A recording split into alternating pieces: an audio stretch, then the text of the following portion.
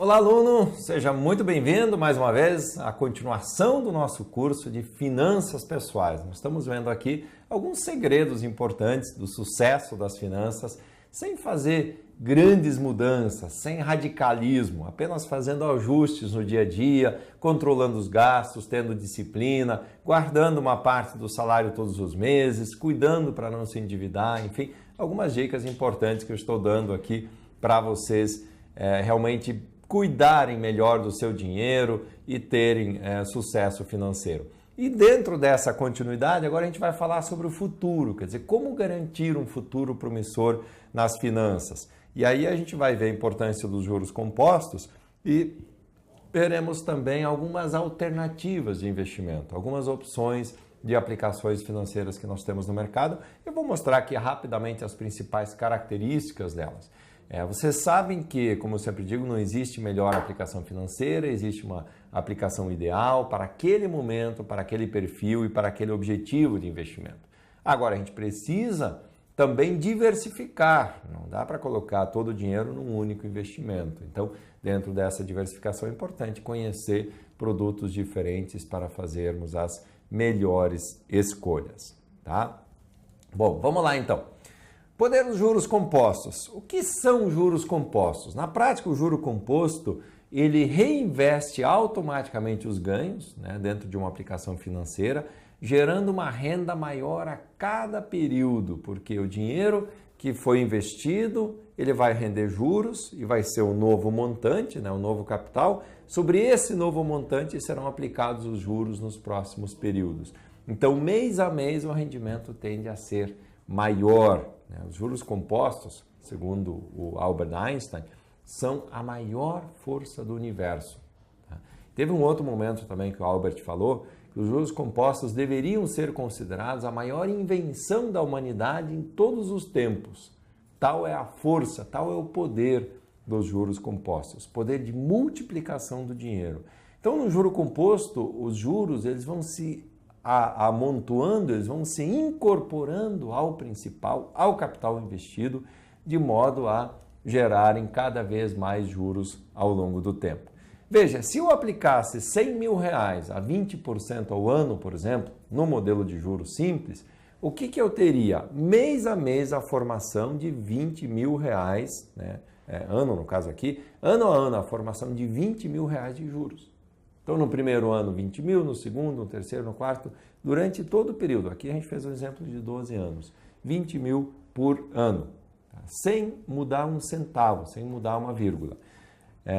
Veja isso, um exemplo, por exemplo, de um aluguel. Comprei um apartamento de 100 mil reais, eu recebo uma taxa de aluguel de 0,6% ao mês, que é uma bela taxa, Como nós vimos durante o curso, normalmente os aluguéis não pagam isso, pagam 0,3, 0,4, mas digamos que fosse 0,6, dentro de um ano você teria recebido R$ 7.200 de aluguel. Mas o teu apartamento, salvo se ele tiver um aumento, enfim, na precificação do imóvel, ele continua valendo 100 mil reais. Os 7.200 não se incorporaram ao valor do imóvel de modo a gerar mais renda a partir de agora. É isso que eu estou tentando mostrar. Então é um modelo de juros simples. Veja, os juros, nesse caso, o aluguel recebido, ele não se incorpora ao principal, que era o imóvel que eu comprei. Tá? Isso é muito importante, faz toda a diferença. Quer ver por quê? Nos juros compostos, como nós vimos, os juros vão sendo reinvestidos. Como os juros são reinvestidos, imagine que eu aplique 100 mil reais numa aplicação e eu receba 20% ao ano. Da mesma maneira que a gente fez o exemplo antes com juros simples. 100 mil aplicados durante 12 anos, com 20% de juros ao ano. Veja, nesse caso, antes eu tinha um pouco mais de 300 mil reais ao período, depois do período de 12 anos. Aqui eu tenho 891 mil reais depois de 12 anos. Justamente por esse efeito multiplicador do dinheiro. Exemplo, um título público. Por exemplo, eu compro um título público federal, uma LFT, uma NTN, uma LTN, eu terei a aplicação sempre sendo remunerada por juros e esses juros vão se incorporando ao principal e eu vou ganhando juros sobre juros ao longo do tempo. O investimento inicial, por exemplo, de 10 mil reais, se eu ganhar uma taxa líquida de 11% ao ano, em 6 anos eu terei R$ 18.704 de juros. Nesse caso, os juros já estão potencializados, eles já estão incorporados, né? Eles vão aumentando à medida que o tempo vai passando. Então, é a formação da famosa bola de neve, como a gente fala. Quer ver o gráfico com o desempenho comparativo das duas aplicações? 100 mil a juros simples, 100 mil a juros compostos, a mesma taxa de juros de 20% ao ano. Eu teria em juros simples 340 mil reais depois de 12 anos e em juros compostos 891 mil reais depois de 12 anos. Tá? Isso que a gente está trabalhando com um prazo relativamente curto aqui, que é de 12 anos. Quando você estende isso para 20 anos, 30 anos, o valor fica absurdamente maior no modelo de juros compostos. Tá bom? Alternativas de investimento. Bom, já vimos a importância de investir bem o dinheiro, de usar os juros compostos a nosso favor para multiplicar o dinheiro. Agora eu vou mostrar algumas opções, algumas alternativas. Então, produtos financeiros, eles são o trampolim que a gente precisa usar para a liberdade financeira. É fazer de fato realmente com que esses juros trabalhem a nosso favor, de modo a multiplicar o dinheiro, de modo a trazer mais recursos e de modo a garantir renda para o resto da sua vida. É isso que a gente precisa fazer. Então, antes de decidir onde aplicar o dinheiro, a gente precisa conhecer as opções disponíveis no mercado. Você precisa saber como é que funciona cada um desses produtos, qual é o melhor cenário para comprar esse produto. Ah, professor, eu ponho na renda fixa pré-fixada ou pós-fixada? Eu compro um título pré ou título pós? Eu boto em ações, eu coloco fundo imobiliário? O que eu faço? Tá? É preciso conhecer os produtos, as suas características, o seu funcionamento e para saber que em cada cenário existe um produto adequado. Então, em algumas situações é melhor comprar pré, em outras situações é melhor comprar pós, em algumas situações é melhor comprar ações, em outras é melhor comprar título público, título privado, previdência, fundos imobiliários, fundos de investimento, enfim, todos os investimentos têm vez dentro dessa cesta que a gente vai fazer. Então, qualquer decisão de investimento, ela deve começar com um pequeno exercício, um pequeno planejamento e um autoconhecimento, digamos assim, né? Para você primeiro entender que tipo de investidor você é, tá? Quanto você pretende investir periodicamente. Você vai fazer aplicações mensais, não vai? Aquele produto que você pretende comprar aceita aportes baixos, por exemplo? Quais são os seus objetivos atuais e quais são os planos para o futuro? Aonde você deseja chegar? Aonde você está mirando? Qual é o seu alvo? E quais são os produtos financeiros do mercado? Quais são as alternativas de investimento que a gente tem à disposição para fazer isso? Então, dentre as alternativas, a gente tem renda fixa, né? Temos o quê? Caderneta de poupança, o título de capitalização. O título de capitalização, sinceramente, na minha visão, eu nem vejo como uma aplicação financeira, como um investimento, porque você não recebe juros, você concorre a prêmios e recebe o principal de volta no final. Mas está aqui como sendo uma alternativa que o mercado reconhece. Os títulos públicos federais, as debêntures, os CDBs, as LCIs, os CRIs, as LCAs, a previdência privada e os fundos de renda fixa. Eu elenquei aqui os principais, né, as principais modalidades de renda fixa conhecidas. Existem várias outras, obviamente, tá, que nós não listamos aqui. As DPGs, por exemplo, as letras de câmbio, as letras financeiras, enfim, aí tem uma enormidade de produtos. Na renda variável, fundos imobiliários negociados na bolsa, fundos multimercados, fundos de ações, as ações diretamente, né, comprar ações de empresas e tal. Veja, são várias alternativas de investimento. Eu vou falar sobre algumas delas agora rapidamente, com as principais características. Algumas, nem todas aquelas ali. Tá? Em outros eventos, em outros cursos, eu abordo também as demais. Produto, por exemplo, a poupança. É o investimento mais popular aqui no Brasil. Os brasileiros adoram caderneta de poupança. Né? O investidor, na prática, ele empresta dinheiro para o governo através do banco. Por quê? Porque boa parte desse dinheiro é utilizado para financiar o setor imobiliário e o agronegócio. Tá? Algumas vantagens da poupança. Ela tem suas vantagens? Tem. Apesar de ser um péssimo produto em termos de rentabilidade, que geralmente é bem baixa, ela tem isenção de imposto de renda, né? O que torna essa rentabilidade líquida, pelo menos, apesar de ser baixa. Tem garantia do Fundo Garantidor de Créditos, o FGC, até 250 mil por CPF e por instituição. E tem uma boa liquidez. né? Se você precisar do dinheiro que está investido na poupança em algum momento, você pode contar com ele, pode ir lá resgatá-lo. Não precisa esperar, sabe que a poupança tem um vencimento mensal. Só que você perde quando saca fora da sua data de aniversário. Então você tem que tomar esse cuidado. Uma das desvantagens também, além de perder quando saca fora do aniversário, é a baixa rentabilidade, já falei, que é péssima, muitas vezes nem paga a inflação do período, e o risco do banco quebrar ou do próprio governo intervir, como já aconteceu no passado. Outra alternativa, como falamos, são os títulos de capitalização. Todos os grandes bancos praticamente vendem título de capitalização. Ele é um título de crédito e o objetivo é formar, né, uma aplicação no longo prazo, médio e longo prazo geralmente, mas com caráter lotérico, ou seja, você concorre a prêmios, a sorteios quando entra no título de capitalização. Qual é uma vantagem do produto? Cria disciplina para a poupança, porque você entra num plano e aí mensalmente é descontado da sua conta um determinado valor que vai ser investido, digamos assim, naquele título. Desvantagens. Temos algumas. Chance de ser sorteado é muito pequena, é menor do que você ganhar numa loteria federal, então é muito difícil ser sorteado, mas tem a chance, tem a possibilidade. Você paga uma taxa de administração para cuidar desse dinheiro. Há uma carência para resgate, normalmente de 5 anos, 8 anos, 10 anos, depende do plano, são carências relativamente longas, tá? De média para longa, e a rentabilidade é menor que a poupança. A rentabilidade praticamente não existe, né? Eles fazem um cálculo onde no final do plano você resgata praticamente o valor que colocou nesse produto, né? Você concorre aos prêmios e recebe de volta o valor no final, sem juros efetivamente. Títulos públicos federais, um produto extremamente interessante. Na verdade, são títulos emitidos pelo governo federal. O objetivo deles é financiar a dívida pública, as atividades de educação, saúde, segurança, infraestrutura, enfim. O governo capta dinheiro através desses títulos para se financiar. Então, é uma maneira, na verdade, que o governo encontra de fazer com que a sociedade empreste para ele, governo, o seu dinheiro. E o governo paga juros por esse dinheiro. Então, na prática, quando a gente compra um título público, a gente está emprestando dinheiro para o governo, né? E ele vai remunerar esse dinheiro. Algumas vantagens. A rentabilidade é bem acima da poupança, historicamente, a rentabilidade é boa.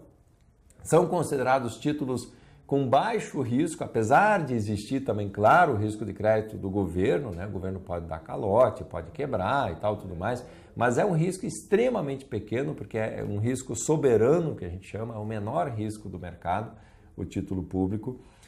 E as desvantagens é isso que eu falei, quer dizer, o governo pode em algum momento dar o calote, o governo pode quebrar, pode ter problemas financeiros e não conseguir mais honrar tanto o pagamento dos juros dessa dívida, quanto a devolução do principal mesmo, quer dizer, do dinheiro que você emprestou. Tá? Outra modalidade de investimento não tão comum, mas que cada vez mais começa a se tornar interessante, começa a ganhar a confiança dos investidores, começa a ganhar popularidade, são as debêntures. Debêntures, na prática, são dívidas emitidas por empresas. Então, uma empresa precisa de dinheiro, precisa se capitalizar, ela emite debêntures e vende essas debêntures no mercado, vende para os investidores, através da corretora, banco de investimentos e tal, tudo mais. E esses investidores, então, na prática, que compram as debêntures, estão emprestando o seu dinheiro para uma empresa. Essa empresa vai devolver esse dinheiro numa data futura e vai pagar um determinado juros por esse período. Então, é mais ou menos como um CDB de um banco, só que aqui quem emite a debênture é uma empresa não financeira. O banco não pode emitir debêntures, ele pode emitir CDBs. As vantagens, tem excelentes rentabilidades, normalmente acima da poupança e acima, inclusive, do título público ou do CDB, de outros títulos. Tem boa variedade de emissores e tem acompanhamento da análise das instituições financeiras, com analistas e especialistas recomendando os títulos. Desvantagens. É o risco da empresa quebrar. Veja, esse ativo ele não possui garantia do FGC, do Fundo Garantidor de Créditos, por se tratar de emissão de empresas não financeiras, somente instituições financeiras fazem parte do FGC, tá? E elas normalmente são de prazo médio para longo e não podem ser resgatadas antes desse prazo. Você até pode sair da debênture antes do vencimento vendendo ela a mercado. O que é vender a mercado? É encontrar um outro investidor que queira comprar seu título. Só que nesse caso, você muitas vezes sai com preço menor, ou seja, tem que dar um desconto para que alguém queira comprar seu título. Então, também pode não ser uma boa alternativa à saída da debênture antes desse prazo. Outros produtos, eu elenquei aqui também o CDB. O que é um CDB? É um título de crédito emitido pelo banco. Então, instituições financeiras captam dinheiro através dos CDBs, usam esse dinheiro para fazer empréstimos, para pagar suas contas, enfim, para as mais diversas finalidades. Principais vantagens: tem alta liquidez esse produto, tá? Então, produto interessante que você pode... alguns CDBs às vezes têm carência para resgate, mas você pode fazer um CDB, por exemplo, sem carência, pode ser resgatado a qualquer momento. Tem a garantia do FGC até 250 mil por instituição e por CPF e tem uma rentabilidade histórica também bem melhor que a caderneta de poupança, bem acima, né, da nossa famosa caderneta. Desvantagem: risco do banco quebrar, basicamente, né, de uma intervenção do governo, alguma coisa assim. Mas veja, risco do banco quebrar se a pessoa tiver mais de 250 mil investidos no mesmo banco. Né? Até 250 mil o FGC cobre, garante a restituição do capital. Letra de crédito imobiliário, é a famosa LCI. As LCIs ficaram bastante populares nos últimos anos, são alternativas de investimento muito interessantes, principalmente porque tem isenção de imposto de renda. O que é uma LCI? É parecida com o CDB, emitida por uma instituição financeira, um banco basicamente, que capta dinheiro via LCI para fazer crédito imobiliário, por isso que chama-se letra de crédito imobiliário. Então, todo o dinheiro captado via LCIs, o banco vende a LCI para o cliente, pega esse dinheiro e empresta para uma pessoa, uma família que quer, por exemplo, comprar sua casa própria. Tá? Então, é um produto importante também para financiar o mercado imobiliário. Vantagens: tem garantia real fiduciária dos imóveis, então se estão sendo feitos empréstimos para o mercado imobiliário, esses imóveis são garantidos, são alienados fiduciariamente. Tem isenção de imposto de renda, o que torna a rentabilidade do produto melhor, o investidor não precisa pagar imposto de renda. Tem garantia do FGC até 250 mil por instituição e por CPF e é uma boa alternativa de diversificação de carteira. Tá? Desvantagens: risco da instituição financeira quebrar se a pessoa tiver investidos mais de 250 mil na mesma instituição. Então, de novo, vai a dica: coloque menos de 250 mil em cada banco. Certificado e recebível imobiliário, esse é o famoso CRI. Tá? O CRI é um pouquinho diferente da LCI, porque quem emite uma LCI é um banco, quem emite um CRI é uma securitizadora. Securitizadoras são empresas criadas especialmente para fazer securitização de recebíveis e o CRI é um ativo securitizado, assim como o CRA, Certificado e Recebível do Agronegócio. Tá? Então, do imóvel gerador de renda, o investidor compra o direito de receber essas receitas.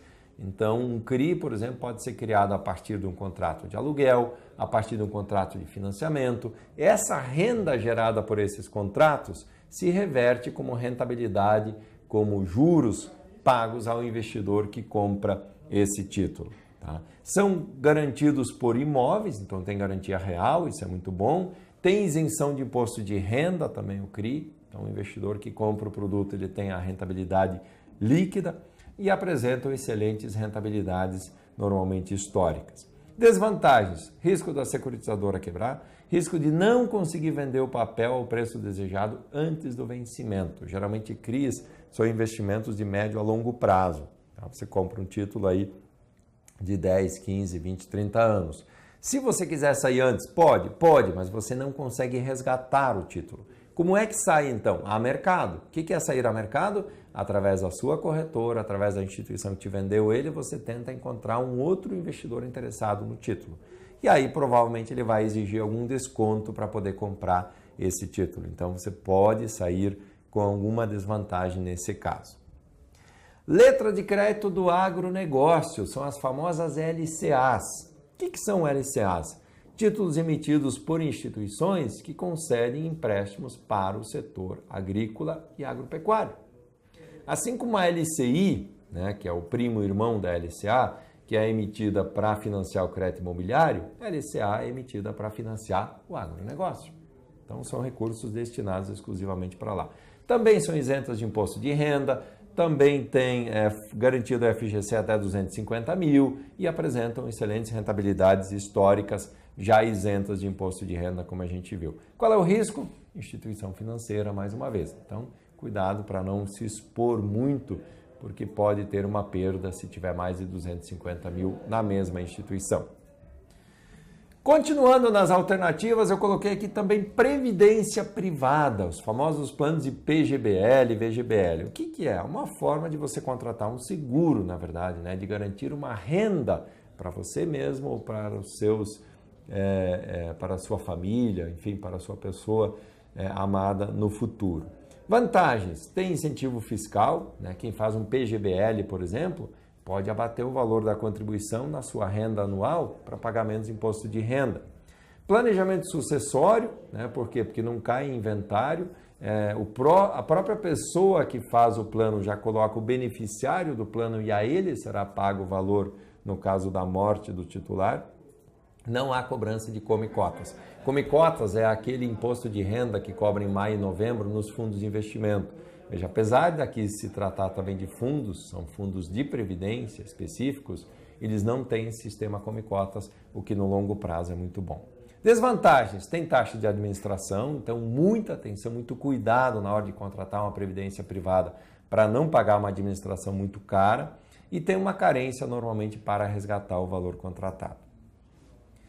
Outro produto são os fundos imobiliários. São fundos que investem em participações no mercado imobiliário. Então a tendência, veja, quem compra cotas de um fundo imobiliário está comprando um pedacinho de um imóvel, de uma sala comercial, de um prédio, de um shopping, de um hotel, de um galpão de logística ou de vários imóveis, porque o mesmo fundo pode ter vários imóveis na sua estrutura.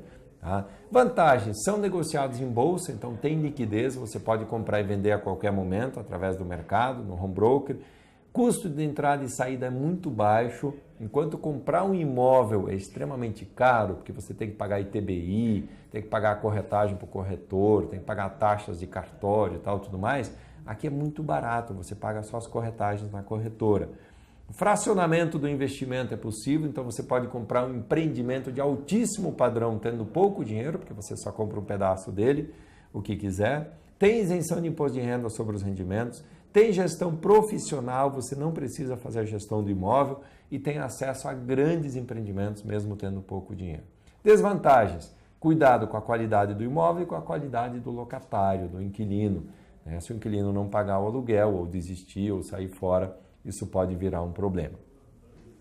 Além dos fundos imobiliários, existem os fundos de investimento convencionais, né? Fundo de investimento é um condomínio de pessoas que juntam recursos, né, dinheiro, para fazer uma carteira comum de investimentos. Então, em vez de cada um ir lá no mercado, comprar ativos e montar a sua carteira de investimentos, faça uma carteira única, contrata-se um gestor profissional que vai cuidar dessa carteira, que vai comprar e vender os ativos, e aí todos os investidores compram cotas dessa carteira.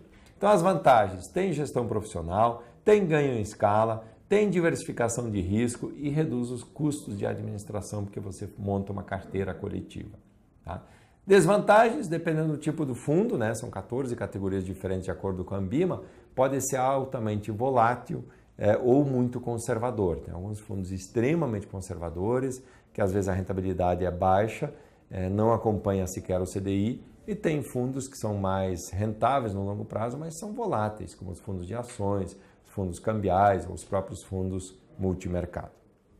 Por último, para encerrar essa nossa lista de alternativas de investimentos, as ações. Tá?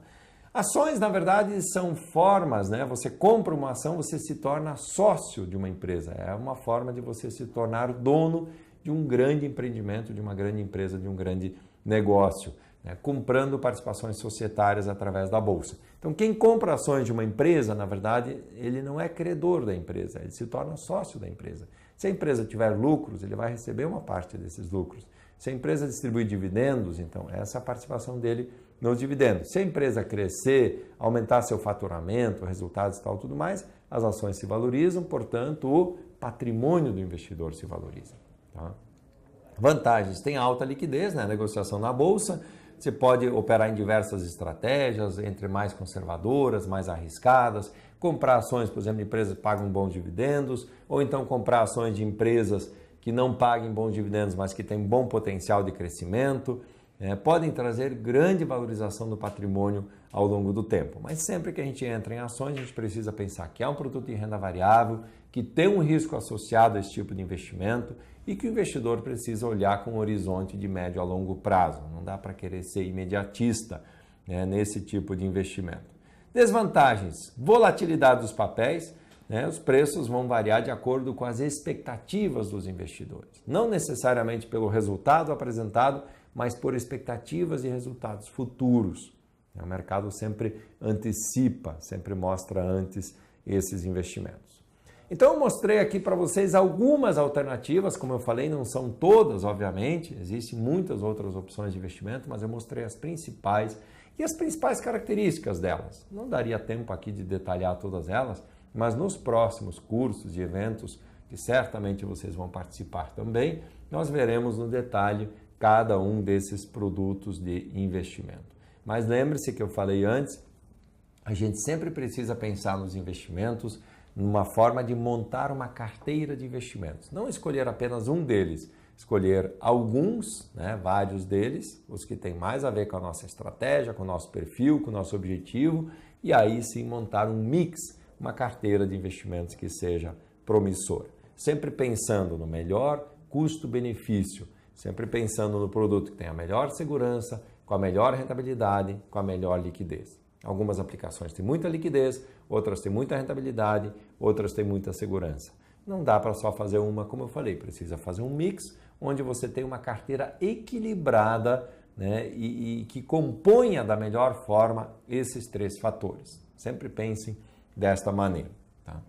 Antes de encerrar, eu quero deixar aqui um texto do George Clason, que eu já citei ele em outro momento, ele é um especialista em investimentos, em finanças, um americano, que ele fala o seguinte: a riqueza como uma árvore cresce a partir de uma simples semente. A primeira moeda de cobre que economizar será a semente a partir da qual a sua riqueza crescerá. Quanto mais cedo plantá-la, mais cedo a árvore crescerá.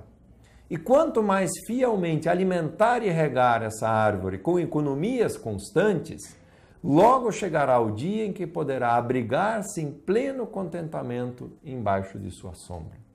Tá? Então, esse texto eu achei muito legal porque ele faz exatamente